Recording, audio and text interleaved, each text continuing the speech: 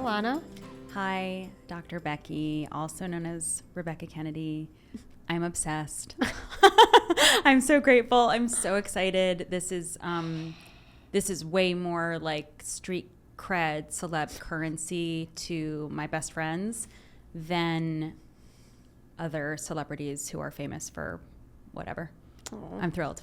Wow. Not about the currency, but my own personal love for you. Two things can be true. Yeah. Be thrilled for both. Right. Yeah. Well, I'm so excited. You're so smart, and you make me proud to be a millennial parent, you know?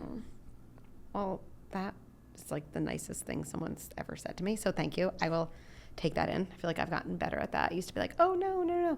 And then it's like, no, that feels good. And this work is so hard, so we all need some affirmation to keep going. That's so from our like teen years in the early 2000s. Somebody gives you a compliment and you're like, no. Right? It's like, no? Right. It's their truth about you. You know? It's like not even, For me, this whole thing, I really mean this, I really believe that everyone has all the ingredients they need inside them. That we have those resources. We've all built up layers, and probably especially us women, so many layers to kind of block access to our power, our strength, our desire, what we want, the ability to tolerate doing things even when other people are inconvenienced. Again, no baby's ever born saying like, oh, I want more milk, but my mom's going to be upset, so I'm not going to cry. Like, we obviously all have that within us. And so one of the reasons I think I initially was like, no, is because I'm like, wait, this is not, I really mean this. I don't think I insert knowledge into someone. I'm like, we all need a guide to just get back to that. But I know in my life when I have found books or people who've really touched me and been part of my journey and been a guide for me, that's still really, really significant, you know, to feel like there's something that really speaks to something within you. And so, honored to meet you. Thanks so much. It's like what you're making me think of right now is actually goes back to what I was saying about being proud to be a millennial parent, because I think millennials are kind of the first generation to be so not casually therapized, but like it's not a shameful thing anymore. And I think when a lot of us were getting into it in our 20s, it was like a big deal. And now it's like either a thing that we did that really helped, or it's just there's not as much of a stigma in seeking out help with your mental health. Yeah. And I think that, or I like to believe that millennials have the most formed sense of accountability emotionally, where like we know that it's our thing.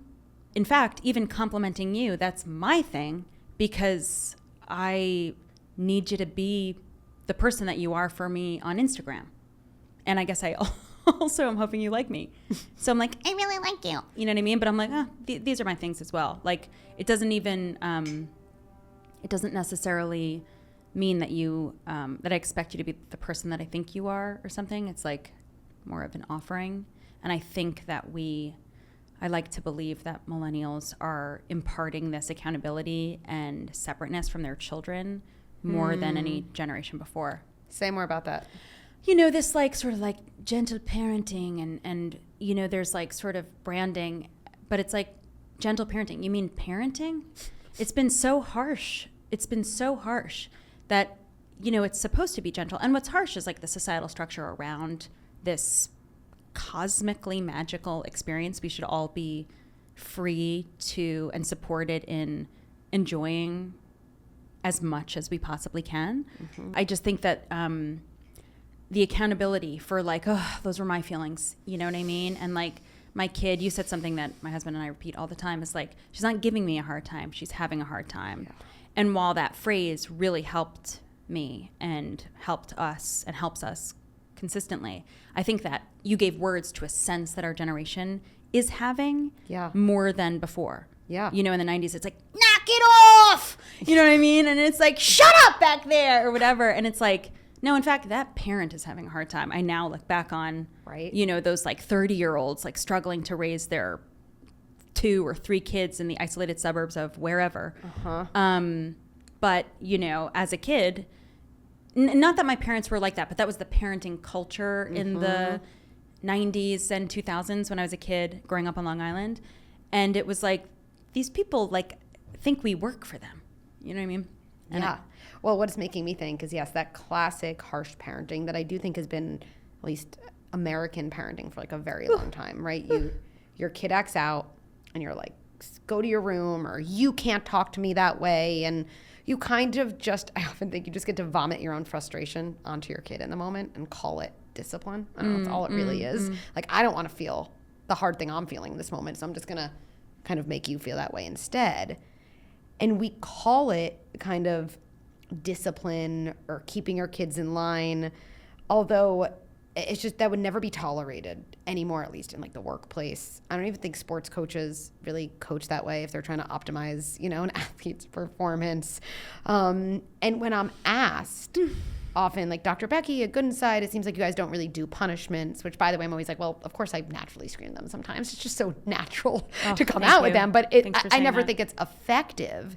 And someone will say, well, is that soft? And in line with what you're saying, I'm like, you know what's soft? Like, really soft.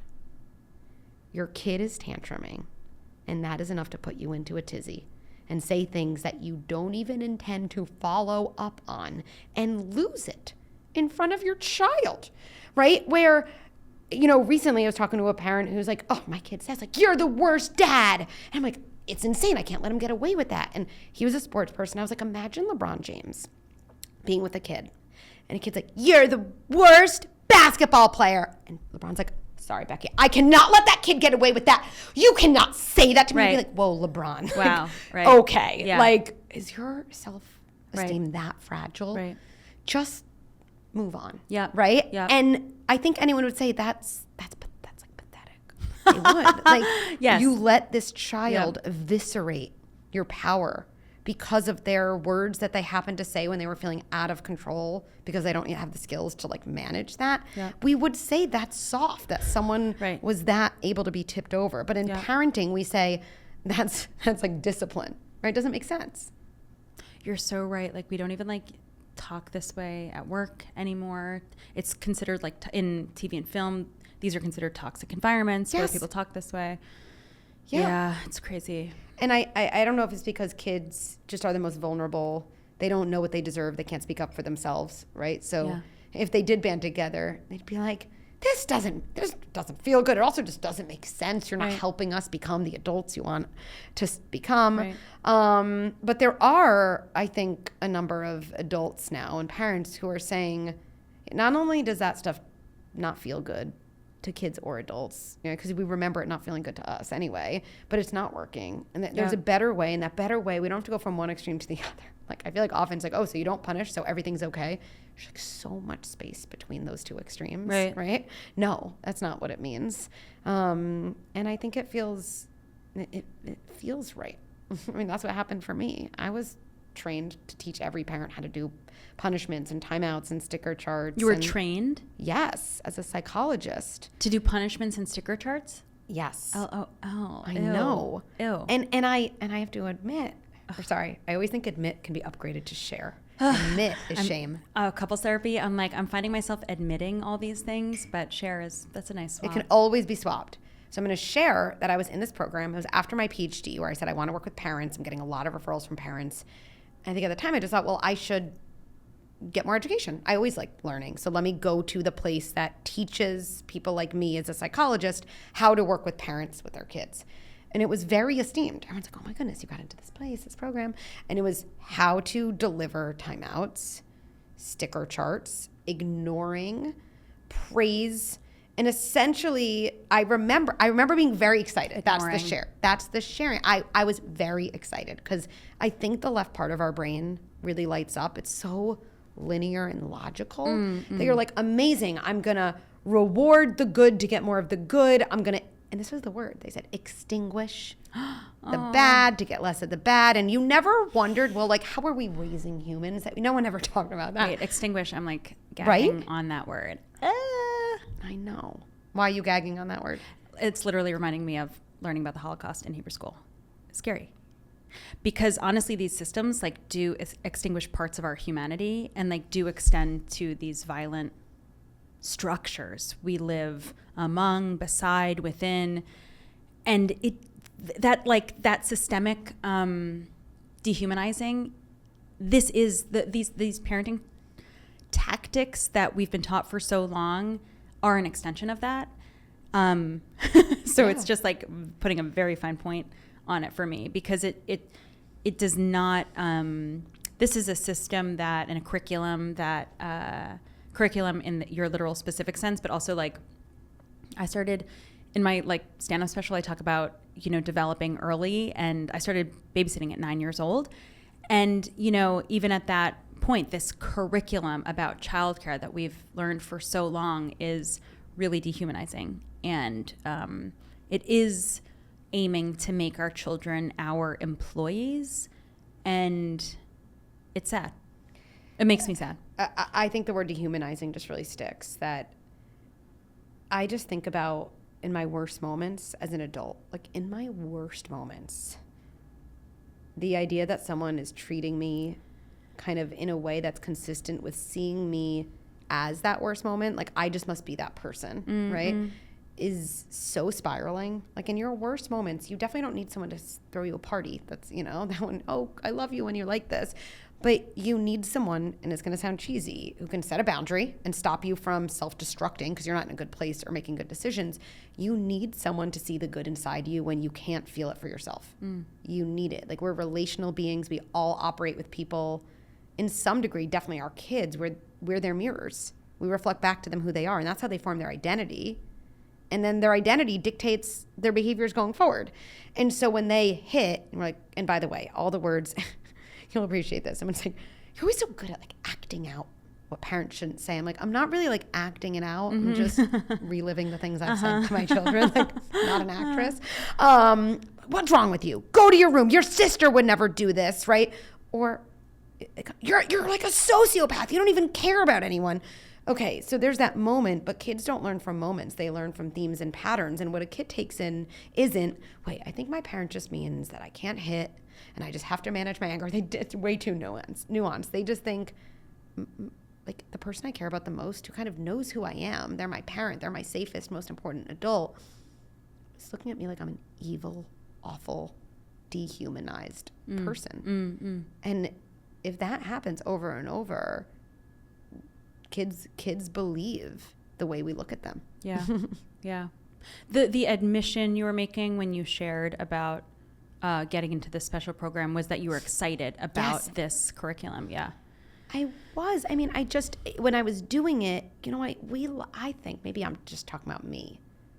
I like things that are nuanced, but there's still this part of my brain that likes things to be totally very linear and clear. And if I have this input, I will get this output. And I think the reason parents like timeouts and punishments and sticker charts is because I think the worst part of parenting is when you just don't understand your kid. You think the worst part of parenting is when your kids act out and they have annoying behaviors. I don't enjoy that particularly. Having said that, the thing about those situations that spiral us isn't the behavior. It's not understanding it and being really confused. And I think in those moments of confusion, if you have something that gives you something crisp and clear and concrete, even if it doesn't make sense, even if you don't believe in it, even if it feels bad, I feel like us humans, we really like clarity. And so I think it's compelling. Oh, I know how to give a timeout. You have a 2-minute timeout for hitting your sister.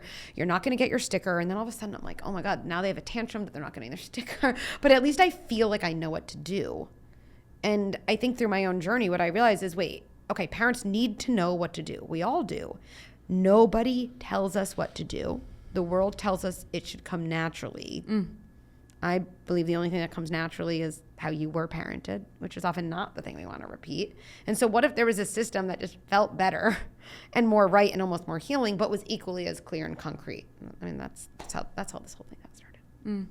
Well, how did you raise your consciousness out of sticker charts?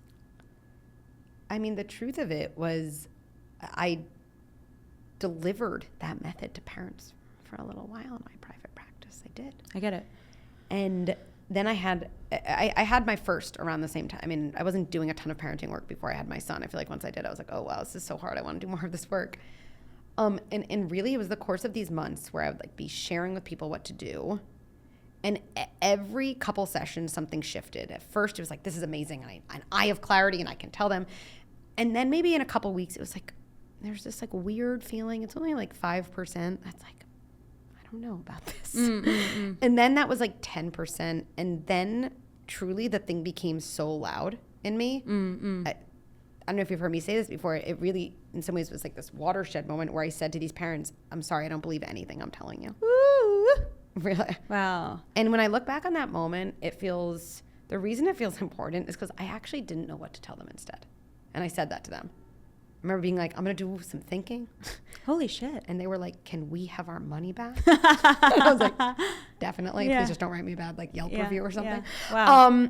But to me, that moment of I know something is wrong and I can know that before I know what is right. Right. I feel like kind of informed everything experimental that almost came next. You like experimented because I'm like, what then? How did you build this new whatever curriculum or practice through like experimenting? Kind of. I think the thing that struck me and why I felt so wrong is I'd have like my days were very long in private practice, and I'd see parents of a 3-year-old, couples therapy, individual adult, teenager after school, another parenting session. So I'd have all these different kind of things where it was like parenting versus a teen versus couples versus adults. Wow. And I think the thing that felt bad was everything I know helps teens, couples, and adults change the way they see the world and live more of the life they want to live is at theoretical opposition with what I'm telling parents to do. Right? Like we've talked about therapy being in therapy. When you struggle, your therapist doesn't say to you, give me your phone. I'm taking your phone for a week and come back when you figure that out. Right. You'd be like, that's the best you've got. That's soft. Right. That's pathetic. Right. Help me figure this out. And so I was like, how could the things that teens, couples, and adults need to rewire be so different than what kids need? Right. And I think that goes back maybe to our commonality. Like they're humans. Right. All humans need the same things. Right. And so what if I took this kind of way I had of working with adults, this combination of different things I had learned, my own creativity, what if I just reverse engineered that to parents and made it concrete and practical? Because that tends to be what I need to kind of trust things anyway. And I think I've really learned so much from adults, like what their well-intentioned parents did that as a pattern felt really off, how they needed to shift. And some of that really informed, what I shared with parents more than anything else. 2 things I want to say. Okay. 2.5. The first is I want listeners and viewers to know that our feet aren't touching the ground. It's really true. It's an important... You're like pretending that your left foot is. It's not. Our feet are swinging. Okay. We're short people. Second thing I want to say when you talked about a timeout is, it's like the timeout is this outside in version of like pausing, which is the same kind of vibe, but like from the inside out. Like one does need a pause, but to be like imprisoned in that moment is like so dehumanizing, truly. And it's like, you don't get access to me, your biggest source of care and provision. You go away from me. And it's like, yeah, of course can I curse? Curse. Of course I want a fucking break too. But it's also like, let's take a break from this. Let's take a beat. We always say beat. Let's take a beat. Oh my God. And then the other thing about clarity is like, I shared with you before this session that I don't feel like diving into it here, and I'm sorry. But we're having like some sleep troubles that have been like so persistently painful for such a long time that I'm mired in an entanglement of feelings that I can't start to detangle here. But after the session, I do need your help badly. But clarity, I was just thinking yesterday morning, you talked about doing a like placeholder name. Should I call my child Bert? Does that feel right? Honestly, she loves Bert on Sesame Street. She loves Bert and Oscar, which I'm like, you are empathetic. You care for so many parts. I love it. Like caring for these sour characters and boring characters. I love it. So my beautiful daughter Bert could not go back to sleep. And while it didn't work, one thing I did was I was like, let's take a bath. At like 5 a.m. I was like, you want to take a bath? Just the change in element from air to water. I was like, that's a clarity from the inside out, from like a human place. Yeah. That I'm in fact proud to share here, rather than the inconsistent and challenged ways I've been dealing with our sleep struggles. But I am like happy to share here, like, let's just like sit in water and like pour water over your head. And it really did calm her down and clarify things. Actually, it's like, I don't know, she was all buzzy and wired and knew it was weird to be up. So then the bath is just like a type of clarity that I think is more human anyway. Yeah. I have so many different thoughts. Number one, sleep with one of my kids is definitely the area that I feel like I made some of my worst parenting decisions in, that I feel. Thank you. Oh my God, I'm like verklempt. Thank you. I mean, but sleep, it's so primal. Honestly, when I talk to parents and I'm like, just tell me all the things, because it's never that clean. They're like, yeah, it's the tantrums, it's the rudeness, it's the hitting, it's the sibling stuff, it's the sleep. I actually always say, let's start with sleep first, because when your kid's sleep is disrupted and your sleep is disrupted, nobody has any large percentage of what they would need to even manage the other things well. It's so basic, right? I mean, one of the things you do to torture people is deprive them of sleep. So it's so important. And so to me, that's always the starting point. And when you're not sleeping, I remember with one of my kids, it's so triggering. You do feel like your kid is giving you a hard time. Yeah. You really do. Oh my. Even me, I'm like, but were they having? Yeah, they were having a hard time, but it really didn't feel like that. Because you're like, I want to be doing the opposite of what I'm doing. Now I want to be not talking to you and not interacting with you at all, because I would be sleeping in my bed. And so regulating yourself. And so we act from that place of powerlessness and helplessness. And I'm happy to share here. I mean, one of my kids, and this is such a big lesson for me, I don't even know if I've talked about this, but I was so scared of letting her into my room for a period of time. And I think this like fast forward error, she's never going to leave. And, and now I look, God, right? I know. And so, or fast forward of like, well, I better enjoy it because one day it'll never happen again. Right. Either way. Oh my God, yeah. And so for a period of time, she slept on the wood floor outside of our bedroom. And she's also so resolute and strong that I remember her saying, when we then were like, wait a second, maybe we should just come into our room. But I think whatever it was, the injury, she said, I'm a wood person. Ooh. Not a bed person. Wow. And if I could go back and give myself advice, it would be like, she's going through a hard time. It was when I had my third. That shakes up a kid's world. And she needed something that she wouldn't always need. And it's okay to give into that. And that's not permissive and it's not forever. And maybe I give her that for a little bit. And then maybe weeks or months later, I'd be like, you know what, we're shifting away because something has changed. But I was scared to do that. And me and my husband still talk. That was not a good that was not our best set of decisions. I slept on the floor like a dog in my parents' bedroom. And I like look back, I'm like, something's off there. Yeah. Something's off. Something's off. Yeah, I certainly didn't want my daughter in my bed and struggled with it, but then like embraced it. Yeah. And was like, we're lions. You know what I mean? We're lions. We like literally are animals as well as human beings, and embraced it for a while. And I'm just like, I'm at a lost point right now, but I feel you. It's so weird, And the other thing like about like boundaries, it's like we have so many outside in dehumanizing boundaries enforced upon us non-consensually in this world. And it's like kind of hard to know what a real human boundary from the inside out is.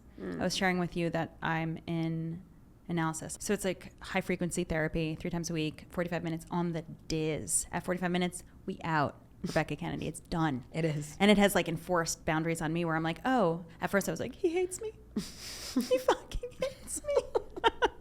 Least favorite patient. Yep. And always want to know, like, am I your favorite patient? Right. And then I've actually just learned like,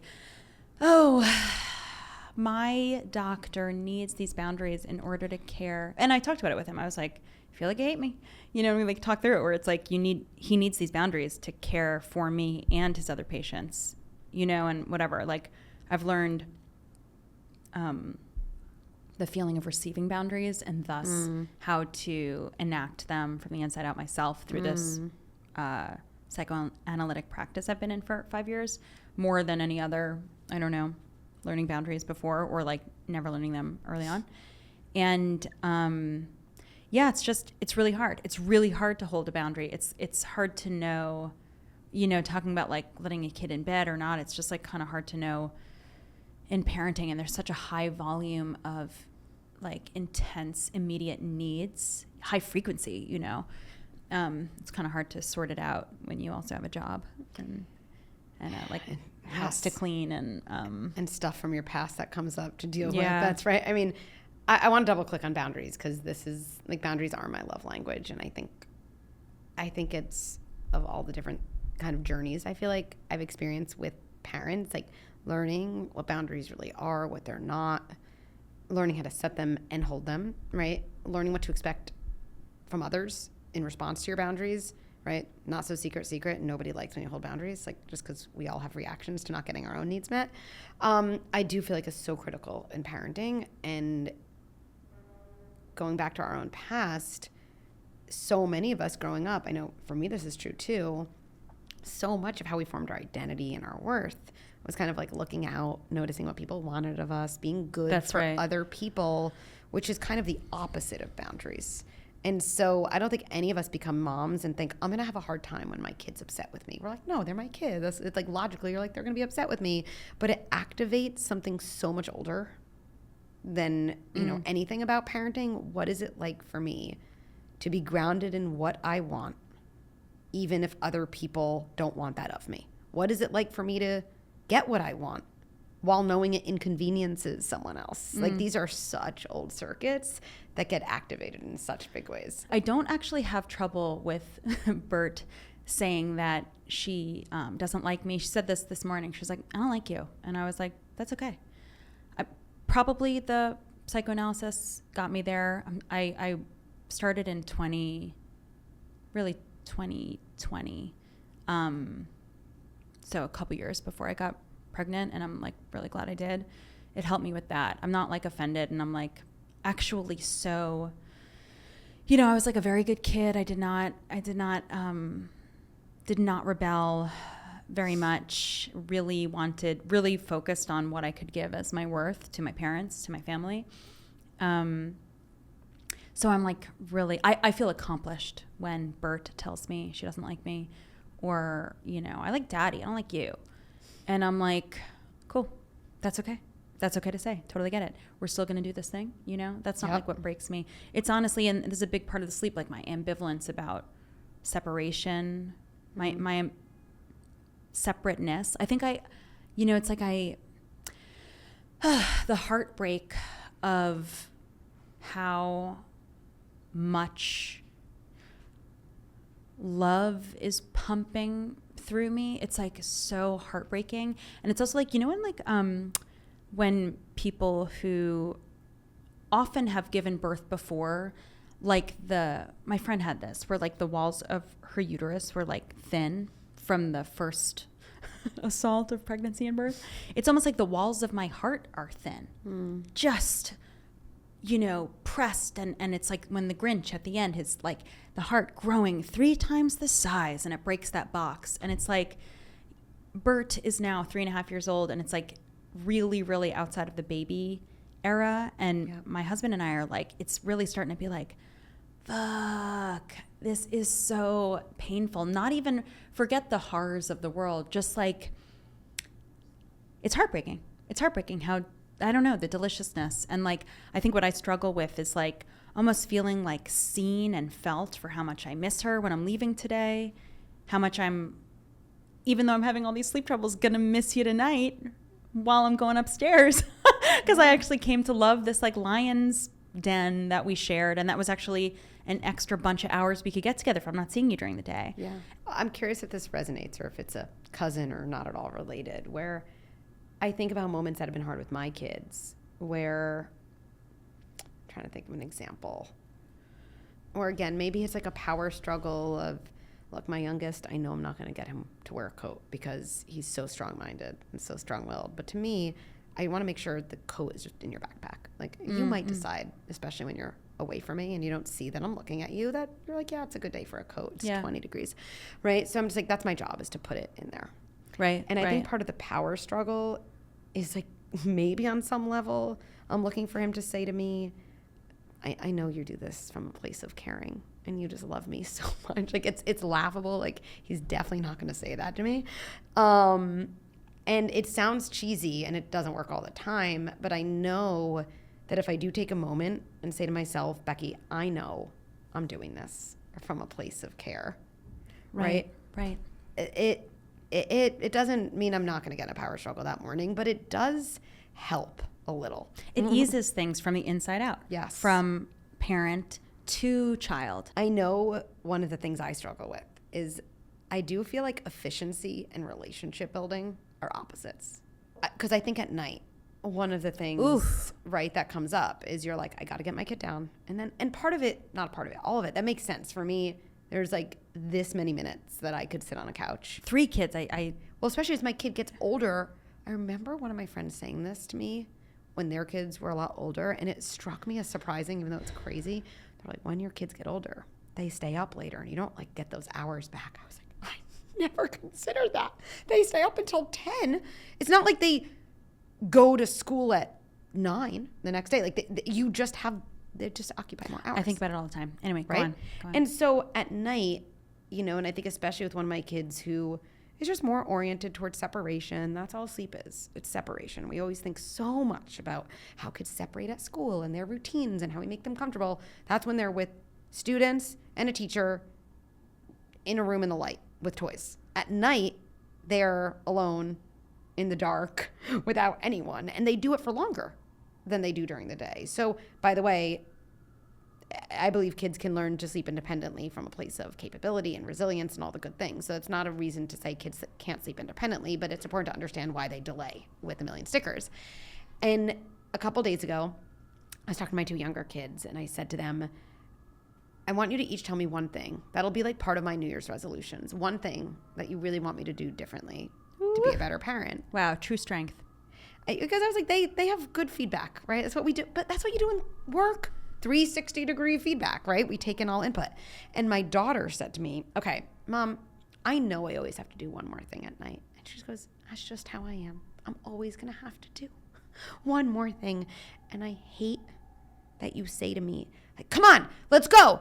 You got to get to bed. And she goes, and that's the last voice I hear before I go to sleep. Oh, my goodness. Ooh. I was like, this child has a full palette, all the colors of emotions that she's able to like process and communicate to you. It's incredible.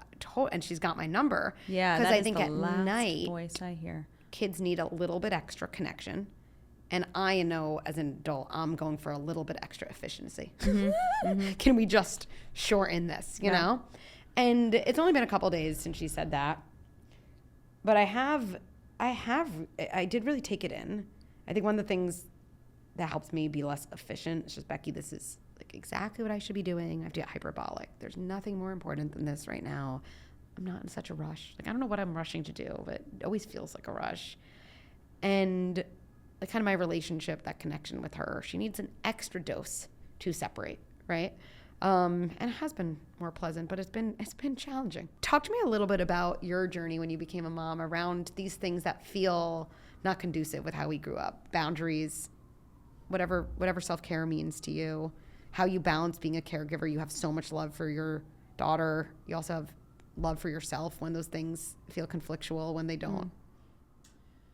The boundaries thing really goes back to psychoanalysis for me, because this is like it's just been a really helpful practice. I'm an analytic person. My relationship with my husband is analytic, and we're getting to a point where it's like, it's a little too much. We were like in a pattern of like analyzing ourselves before one another, analyzing each other. And it's like, we got it. We've been together 12 and a half years. We get it. We get the vibe, the pattern, where it comes from. I think we got it. I literally am like, can we just talk about t-shirts?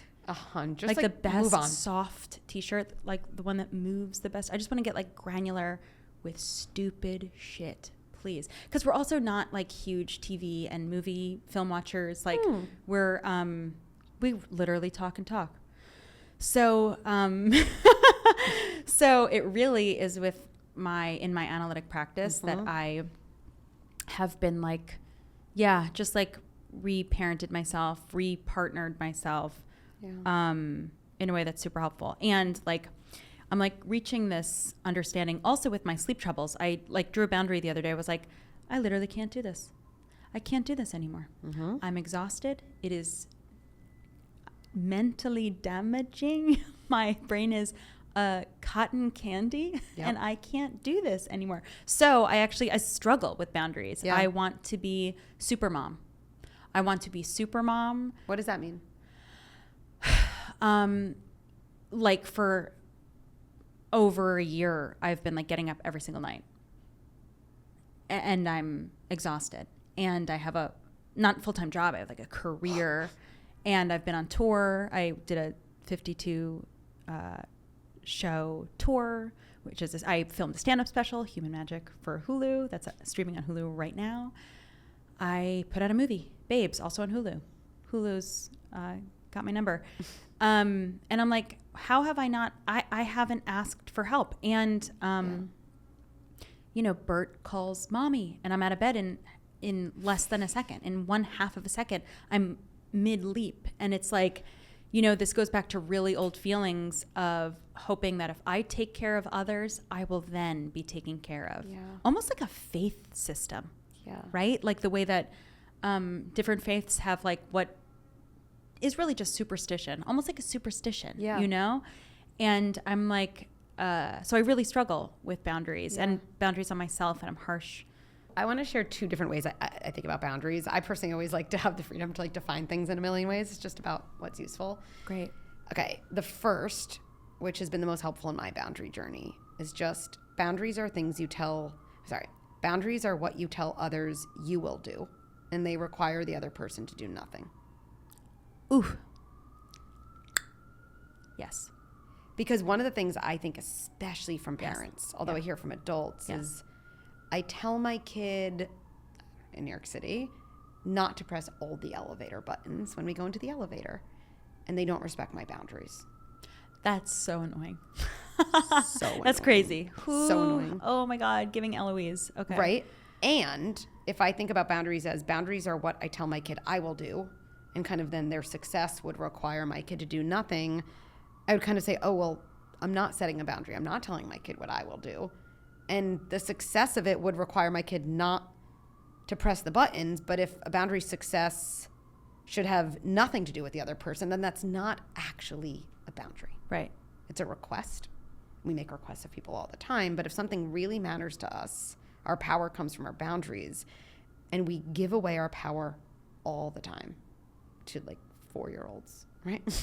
And so this was my son, my youngest. I mean, he has 0% people pleasing in him. Such an inspiration for, you know, the rest of us. And so triggering. But if it really mattered to me, and he doesn't do this anymore, he's 7, but he was younger, he would just be driven by what he wants to do. And you know what's funny? To press all the elevator buttons. It just is objectively funny. Genuinely hilarious. Yeah. And so I realized that what I did was either say, look, when we go into the elevator, I'm going to stand between you and the buttons. And even if you lunge, I'm ready. I got my moves. I'm just not going to let you press them. Holy moly. Okay. And then whether he lunged or not, I could get upstairs because I was still bigger than him and be like, I held my boundary. Now, again, he never said I needed that. Really appreciate you. Such a sturdy leader. Right. Never. Right. They always still try the thing. They whine. They complain. And sometimes the boundary was just, I realized I don't have to say anything. I could just stand between him and the elevator buttons and get ready and say, like, son, I'm not going to let you do that if he tried.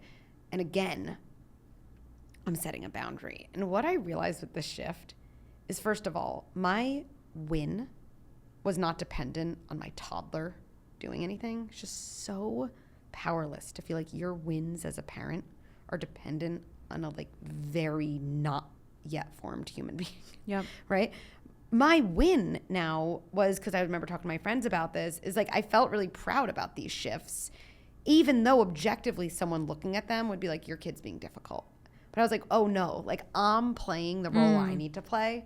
I'm doing me. I know what I'm doing is kind of powerful, embodying my appropriate authority and still being kind and compassionate, because if he can't kind of regulate the urge to press the buttons, I'm not doing him a favor by letting him just do it. Now I'm going to get frustrated. I'm going to like yell a threat I'm not going to follow up with. Like I need to protect him from his lack of... It's wacky world, right? Also, to teach him that this is possible. It's not really possible. Right, I have to stop him. Past the first time. I remember thinking, I'm not going to ever let him run into the street. Right. I wouldn't be like, if you run into the street again, no dessert tonight. Right. I'm just going to stop him. Right. I just need to stop him from doing the things that aren't good for him. Right. And then the other way I think about boundaries is just especially maybe this is definitely for kids, but I think about it definitely with adults, is a boundary is a way I'm telling you what I need to continue feeling good about my relationship with you. And so it's a way of preserving my relationship with you. That's right. Right? Like the reason someone might say to their mother-in-law that like they just can't pop over, right, whenever they want is because they actually want to be in a better relationship with their mother-in-law. That's right. And not feel resentful all the time. Right. But it's so counter to, yes, especially with us as little girls, because you said you are a good girl. I would too. I put good in quotes because all that means is you don't have desires for yourself. Yep. You don't set boundaries. Yep. You never think about what you need in a relationship. Right. You're defining it outside in. Check. Right. And then we call that being a good girl. Yeah. It's messed up. Yeah. Right. And it's actually like not even what femininity is. You know what I mean? As a sort of strong consuming force. Femininity. It's like that's not even what that is. That's like something else. It's some like bizarre part that has been written, and we just are handed a script in so many ways. But I really like love the redefining the additional angle of defining what a boundary is. Yeah. Because it kind of goes back to what I'm saying about millennial parenting and how I feel like millennials, like there's just a sort of common sense in how forcing other people to be who you want them to be doesn't make sense anymore at many levels, at a parenting level, at a like governmental, national level. Like it just, large groups, it just doesn't make sense to, it's not going to work to say, I hate the way you are and you need to change. It doesn't work, and the only thing you can define, I'm finding the mainstream millennial discourse to understand, is that the only thing you can control is your own boundaries. Yeah. Beautiful. Yeah. Thanks for having me. This is awesome. Many more. Cheers. Thank you. Next time with a stool so our feet can... Footstools.